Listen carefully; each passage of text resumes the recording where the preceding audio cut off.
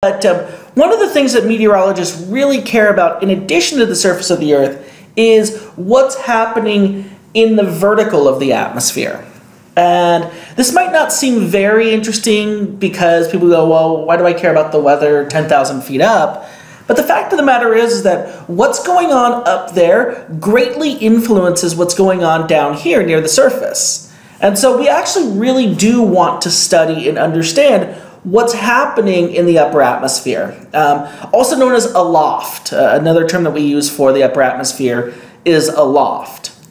And the way that we in the meteorology community do this is by launching weather balloons. There's about 70 different locations around the US that every day at the exact same time at midnight UTC and noon UTC, and if you remember, UTC is the time in Greenwich, England, that at the same time every day, over 70 stations launch weather balloons into the atmosphere. And these weather balloons, as they're rising up, they're constantly taking temperature measurements, air pressure measurements, dew point measurements, wind direction, wind speed, and all the different things that we want to know about the upper atmosphere, so we can then get a better sense of how is the weather up there, how are things changing up there, and that helps us predict then how things are changing down here.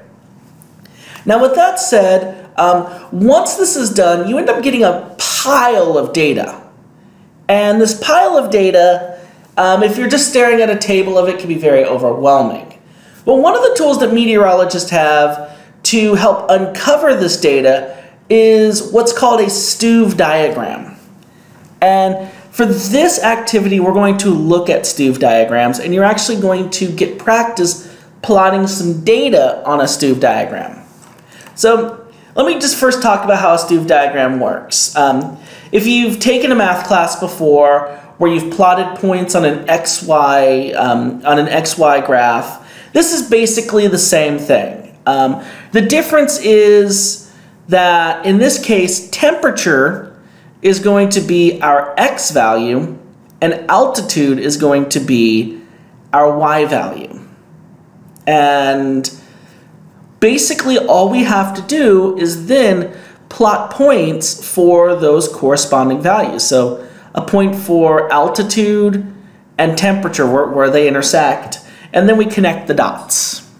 So let's do that. So here we have 3 points. We have 3 points, and what I always recommend doing is starting at the surface with the lowest point, an altitude of 0, and then working your way up. So this first point down here is 0 and positive 15. So all I'm going to do, put a little dot. It's okay if it's not perfect, at 0 and then positive 15. The second dot is at 11 kilometers and negative 56.5 degrees Celsius. So I go up to 11 kilometers, it's going to be halfway between 10 and 12. And then I travel over, and you kind of just eyeball it. I'm not going to be too stingy on, is this perfect or not. And then, again, place a dot right there. And then what I would do, now that I have those 2 dots, is I would want to draw a line connecting the 2 dots. Like so.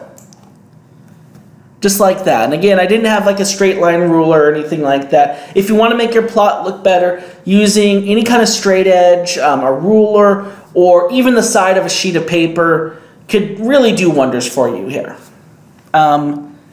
And then the next dot is at 16 and again negative 56.5. And that's going to be up here at a height of 16 kilometers and negative 56.5. And then you connect that, and what this is this line is what we call a temperature profile. And basically it just shows how temperature changes with height in the atmosphere. Now this particular temperature profile is actually a very special temperature profile. This is what's called the US standard atmosphere. This is basically the baseline, the average that meteorologists use to determine, okay, do we have warmer than normal temperatures higher up? Do we have colder than normal temperatures higher up? So this is kind of our baseline. This is what would be considered normal. And there are a couple features here that I want to talk about. The first feature is right here between the surface and 11 kilometers. If you notice, between these two heights, you have a declining temperature with height. And that should be pretty straightforward. Here in the troposphere, the lowest layer of the atmosphere, we have that. We have a declining temperature with height. For the most part, sometimes near the surface there's a small layer of increasing temperatures. That's called an inversion. But normally, on average, as you rise up in the atmosphere, temperature declines with height here in the troposphere. And so this whole area here is our troposphere. Sorry for the very poor drawing. So troposphere. Okay, and one of the questions asks you between 0 kilometers and 11 kilometers, how does the temperature change with height, or what is the rate of change? And if you've ever done rate of changes in a math class, again, it's rise over run.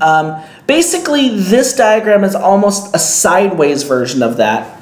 And if you wanted to calculate change with height, how much temperature changes per height, all you have to do is divide the change in temperature by the change in height. And so I drew that equation right here. Change in temperature by change in height. And the change in temperature, you would take the temperature at 11 kilometers and you would subtract the temperature at the surface from it. So you would take negative 56.5 and subtract 15 from it.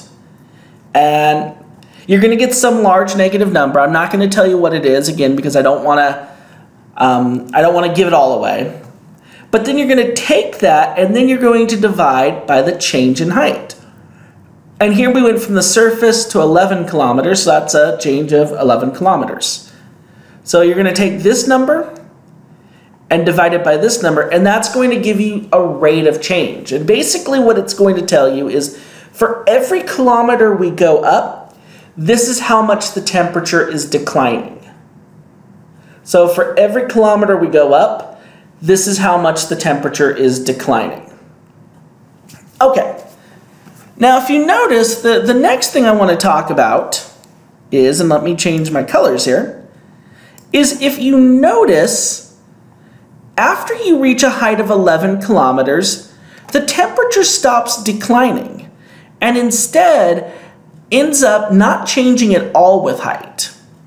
Well, there's a few things going on here. The first thing is, once the temperature stops declining with height, that is what we call the tropopause. That is what we call the tropopause. And the tropopause is where the troposphere ends and where the stratosphere, that's the next layer up in the atmosphere, begins.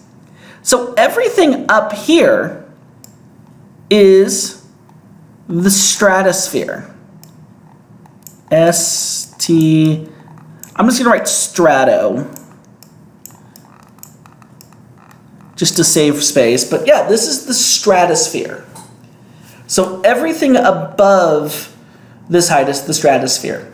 And in the world of meteorology, the way that we determine this is where near the top of the chart does the temperature stop decreasing and it just stops decreasing altogether. It could either start increasing a little bit or it could just go straight up like this.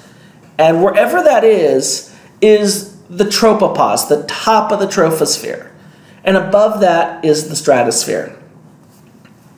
The last thing I want to mention is you're going to see a term here a few times in this lab for this area right here, where the temperature doesn't really change with height. The term is what's called isothermal.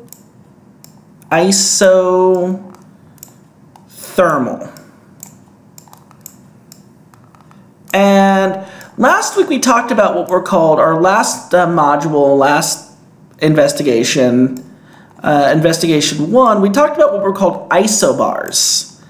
And an isobar is a line of constant pressure. Iso means same, and then bar meant barometric pressure. In this case, isothermal means same temperature. Basically, in this particular location, sorry, let me get my cursor here to, okay, there we go. So, in this location right here, the temperature isn't changing with height. It stopped changing with height. It leveled off. This is isothermal. So this is isothermal. And so when you see that word later in this investigation, when you hear the word isothermal, all it means is simply, okay, temperature's not changing with height here.